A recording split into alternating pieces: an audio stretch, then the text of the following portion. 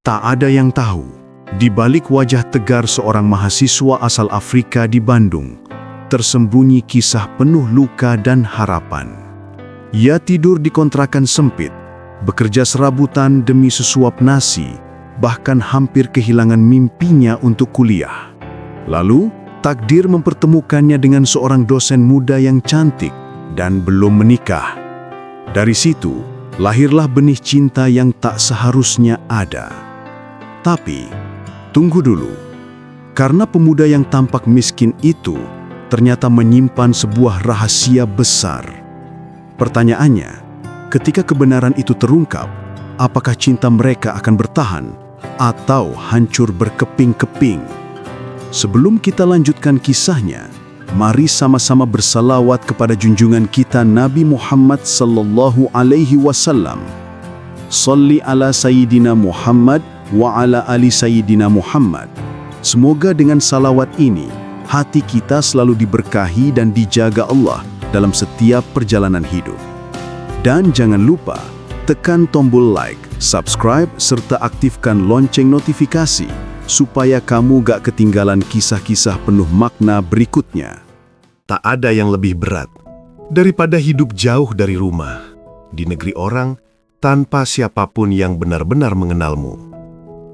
Itulah yang dirasakan Khalid, seorang pemuda asal Afrika yang datang ke Bandung dengan satu tujuan, kuliah dan meraih mimpi. Ia berasal dari keluarga terpandang di negerinya. Namun, ketika memutuskan kuliah di Indonesia, ia meninggalkan segala kenyamanan. Tidak ada sopir pribadi, tidak ada rumah megah, hanya koper sederhana, beberapa buku, dan tekad yang keras. Baginya, belajar di luar negeri adalah ujian, sekaligus cara untuk menemukan jati diri. Namun, kenyataan jauh dari ekspektasi. Hari-harinya penuh perjuangan. Ia tinggal di sebuah kontrakan sempit di pinggiran kota. Kamar berukuran kecil yang hanya muat untuk kasur tipis, sebuah meja kayu reot, dan rak buku sederhana. Dinding kamar sudah mengelupas, atapnya bocor saat hujan deras, dan malam-malam dingin Bandung sering membuat tubuhnya menggigil. Kadang, ketika lampu jalan temaram masuk dari jendela kecil kamarnya, Khalid duduk termenung. Ia menatap foto keluarganya di atas meja. Rasa rindu sering menguasai hatinya. Tapi ia menahan diri. Aku harus kuat. Aku datang ke sini bukan untuk menyerah.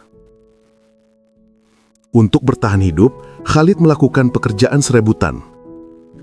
Ia mengajar bahasa Inggris privat untuk anak-anak tetangga. Ia berjualan makanan khas negaranya di pasar kaget kampus. Bahkan, sesekali ia ikut jadi porter kecil di terminal hanya demi uang tambahan. Semua dilakukan demi satu hal, membayar kuliah dan makan sehari-hari. Tetap saja, uang yang masuk tak sebanding dengan yang keluar. Khalid sering harus memilih makan sekali sehari atau menabung demi SPP. Dan seringkali ia memilih menahan lapar. Perutnya keroncongan, tapi tekadnya lebih keras dari rasa sakit itu. Di kelas, Khalid duduk di barisan tengah. Tubuhnya tegap, matanya tajam, tapi ada guratan letih di wajahnya. Bahasa Indonesia masih terasa kaku, namun ia belajar keras, mencatat setiap kata dosen, bahkan merekam suara untuk ia ulang malam hari. Meski hidup berat, ada satu hal yang membuat semangatnya tak pernah padam. Ilmu. Hari itu suasana kelas berbeda. Seorang dosen muda masuk dengan langkah mantap. Namanya Aisyah. Wajahnya teduh, jilbab rapi, dan wibawanya langsung membuat kelas hening. Tak seperti dosen lain, Aisyah sering menanyakan kabar mahasiswanya satu persatu. Ia mendekat, menatap dengan lembut, seolah-olah benar-benar peduli. Dan ketika tiba gilirannya, Aisyah tersenyum hangat. "Bagaimana kabarmu hari ini, Khalid?" Tanyanya dengan suara lembut. Pertanyaan sederhana, tapi rasanya seperti pelukan hangat di tengah udara dingin. Khalid sempat terdiam, bingung harus menjawab apa. Matanya sedikit berkaca, namun ia balas dengan senyum. Alhamdulillah, saya baik, Bu. Padahal jauh di dalam hatinya, ia sedang menahan perut lapar. Namun senyum Aisyah membuatnya merasa setidaknya untuk sesaat beban itu lebih ringan. Sejak hari itu, ada sesuatu yang berubah dalam diri Khalid. Senyuman seorang dosen muda ternyata membuka pintu pada sebuah kisah yang kelak akan mengubah segalanya. Hari-hari berikutnya berjalan semakin berat bagi Khalid. Biaya kuliah menumpuk, kontrakan sebentar lagi jatuh tempo. Pekerjaan serabutan yang ia lakukan tak lagi cukup. Ia sempat duduk termenung di pinggir jalan di Pati Ukur, menatap hiruk-pikuk mahasiswa lain yang tampak begitu mudahnya makan di kafe, tertawa dan hidup tanpa beban. Bagaimana caraku menambah uang? Kalau begini terus, aku bisa putus kuliah, batinnya. Lalu sebuah ide muncul. Seorang teman kos, Ujang yang asli Sunda, punya usaha kecil-kecilan berjualan seblak. Awalnya, Khalid hanya membantu mengangkat bahan dagangan. Tapi lama-kelamaan, Ujang mempercayakan Khalid untuk ikut menjajakan. Dengan logat khasnya, Khalid berteriak di pinggir jalan, "Seblak! Seblak enak! Pedas! Bikin lagi!" Mahasiswa yang lewat berhenti. Ada yang heran, ada yang tertawa. Seorang pembeli bercanda, "Wah, orang Afrika jualan seblak, unik pisan iya mah." Tapi Khalid hanya tersenyum. Ia tak peduli ditertawakan. Yang penting, dari setiap porsi yang terjual, ia mendapat sedikit keuntungan. Malam itu tangannya bau kencur dan cabai. Matanya perih karena asap kompor. Tapi ketika ia menghitung uang receh yang terkumpul, ada secercah kebahagiaan. Alhamdulillah, cukup untuk makan besok dan sedikit ditabung. Namun perjuangan tak berhenti di situ.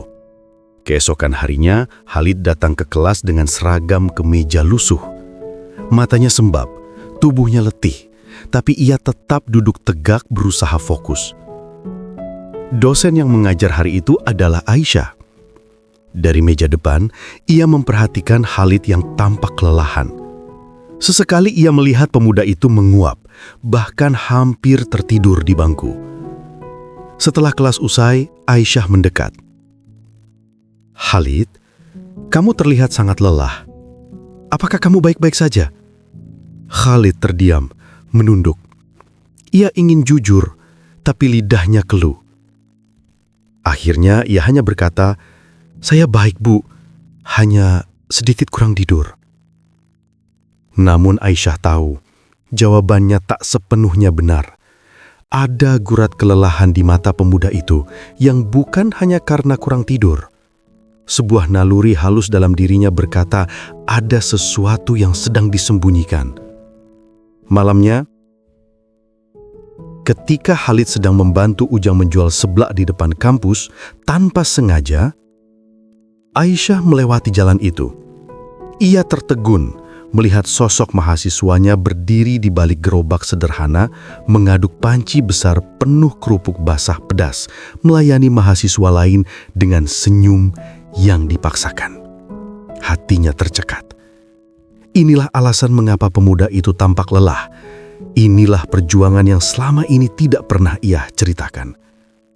Esoknya di kelas, tatapan Aisyah pada Khalid berubah. Ada rasa kagum, ada rasa iba, dan ada sesuatu yang sulit dijelaskan.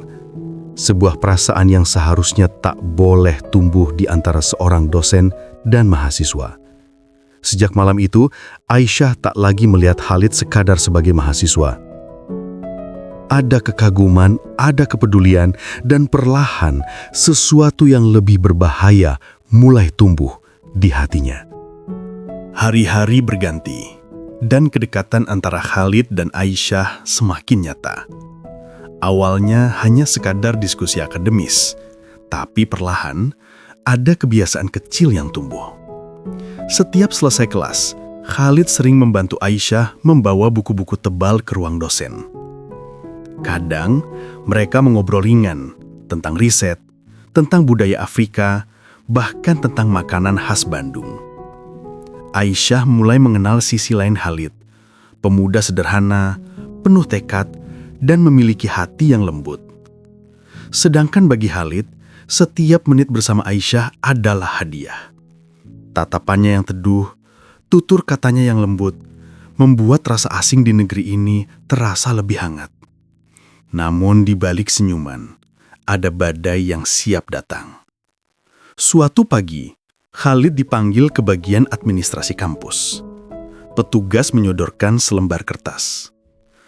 Maaf Khalid, jika dalam waktu dekat kamu tidak bisa melunasi biaya kuliah yang tertunggak, namamu terancam dihapus dari daftar mahasiswa aktif. Dunia seolah runtuh seketika. Kertas itu bergetar di tangannya. Matanya panas, dadanya sesak. Tidak, ini tidak boleh terjadi. Aku datang ke sini dengan mimpi besar. Aku tidak boleh pulang dengan kegagalan. Hari itu, Khalid duduk sendirian di musola kampus.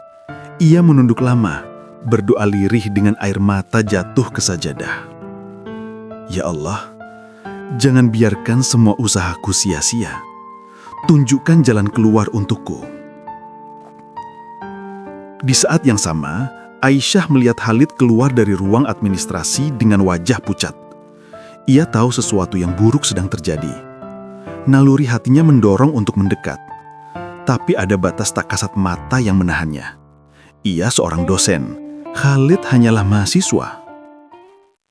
Malam harinya, Khalid kembali berjualan seblak bersama Ujang. Tangannya sibuk mengaduk panci besar, tapi pikirannya kacau. Jumlah uang yang ia hitung setiap malam tak pernah cukup. Sementara waktu terus berjalan dan ancaman dikeluarkan dari kampus semakin dekat. Di antara kepanikan itu, satu hal membuat hatinya tetap hangat. Senyuman Aisyah. Entah kenapa, tatapan dosen muda itu selalu memberi cahaya di kegelapan hidupnya. Namun, Khalid sadar, perasaan ini berbahaya. Bagaimana mungkin seorang mahasiswa miskin seperti dirinya berani mencintai dosen muda yang terhormat dan terpandang? Malam itu, di bawah langit Bandung yang berawan, Khalid menatap jauh ke arah kampus. Ia berbisik pada dirinya sendiri. Jika semua harus berakhir, biarlah aku jatuh dengan membawa rasa ini. Rasa yang tak pernah boleh kukatakan. Tapi takdir selalu punya cara untuk mempermainkan hati manusia. Dan di titik terendah hidupnya, justru benih cinta itu mulai tumbuh semakin kuat. Hari itu, Bandung diguyur hujan deras. Khalid berjalan cepat di koridor kampus, kemejanya basah, pikirannya kalut. Surat peringatan dari kampus masih tersimpan di saku. Ia tahu waktunya semakin sedikit. Setiap langkah terasa berat, seolah bumi menertawakan mimpinya. Di kelas, Aisyah memperhatikannya. Tatapan Khalid kosong, suaranya lirih dan senyumnya hilang. Hati Aisyah teriris. Ia ingin bertanya lebih jauh, namun lagi-lagi statusnya sebagai dosen membuatnya menahan diri. Tiba-tiba, suasana kampus berubah. Sebuah mobil hitam mewah berhenti di depan gerbang. Dari dalam, turun dua pria bertubuh tegap, berkulit legam, mengenakan jas rapi. Postur mereka tinggi, langkahnya mantap. Aura wibawa langsung membuat mahasiswa lain berbisik-bisik. Siapa itu? Kenapa seperti bodyguard? Pakaiannya mahal banget, pasti orang penting. Khalid yang sedang berdiri di lobi kampus sontak membeku. Matanya membesar, jantungnya berdegup kencang. Ia mengenali mereka. Mereka bukan orang sembarangan. Mereka adalah utusan dari ayahnya, sultan besar di negerinya. Salah satu pria mendekat, menunduk hormat pada Khalid. Tuan muda Khalid, kami diutus langsung oleh ayahanda. Sudah saatnya Anda pulang. Semua orang di negeri menunggu. Suasana sekitar seketika hening. Mahasiswa yang mendengar terbelalak, Aisyah yang kebetulan lewat tertegun. Tuan muda, bisiknya tak percaya. Khalid menunduk, wajahnya tegang. Selama ini ia menyembunyikan jati dirinya. Ia memilih hidup sederhana, menolak kemewahan, agar bisa merasakan arti perjuangan. Namun kini, rahasia itu terbongkar di depan banyak mata. Aisyah terpaku. Hatinya bergejolak.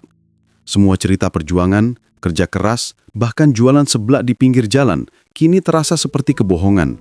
Ia merasa dikhianati. Sementara itu, Khalid menatap Aisyah dari kejauhan.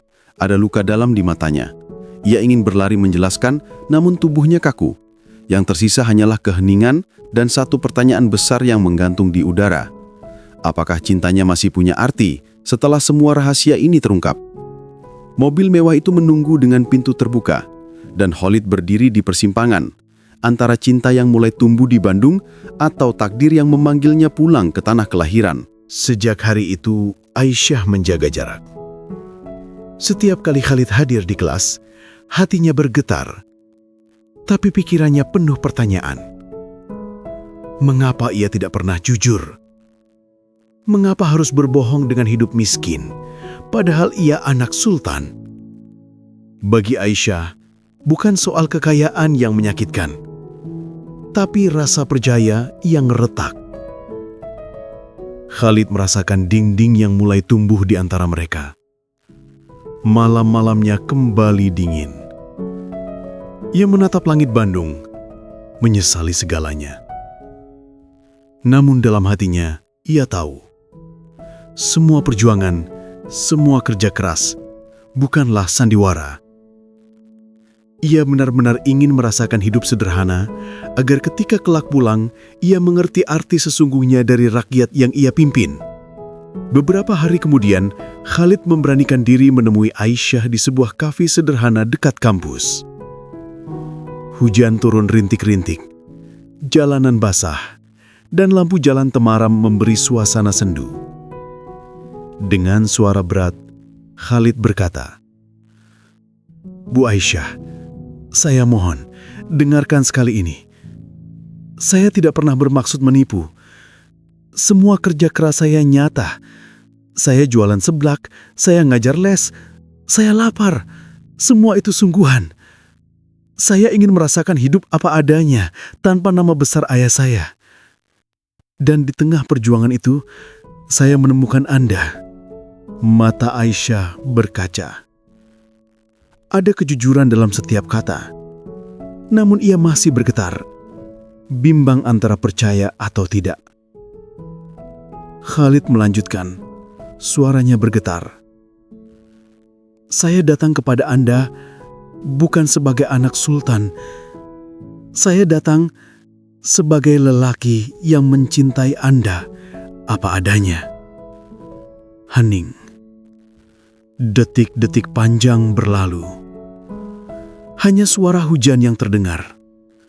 Lalu dengan keberanian yang tersisa, Khalid mengeluarkan sebuah cincin sederhana dari kantongnya. Bukan emas mewah, bukan permata besar. Hanya cincin perak kecil, hasil tabungan dari kerja kerasnya selama ini. "Bu Aisyah, maukah Anda menerima saya, bukan karena siapa ayah saya, tapi karena siapa saya yang sebenarnya?" Air mata Aisyah jatuh. Ia sadar, di balik semua kebohongan, ada satu hal yang tak pernah palsu. Ketulusan Khalid. Dan di detik itu juga, ia tersenyum sambil berbisik pelan. "Ya, Khalid, saya terima." Beberapa bulan kemudian, pernikahan sederhana digelar. Tanpa pesta mewah, tanpa sorotan glamor. Hanya keluarga, sahabat, dan doa. Dan meski jauh dari kemewahan, hari itu terasa paling indah. Karena cinta sejati akhirnya menemukan jalannya. Kadang, cinta tak butuh istana, tak butuh harta, tak butuh gelar. Cinta hanya butuh dua hati, yang tulus, yang berani berjuang bersama apapun resikonya. Akhiri kisah ini ditutup dengan bersalawat kepada Nabi Muhammad SAW. Allahumma sholli ala Sayyidina Muhammad wa ala ali Sayyidina Muhammad. Semoga kita semua diberi kekuatan untuk berjuang dalam hidup dan menemukan cinta yang diberkahi Allah.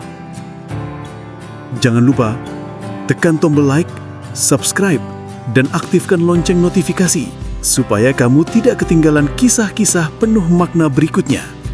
Sampai jumpa di cerita berikutnya. Wassalamualaikum warahmatullahi wabarakatuh.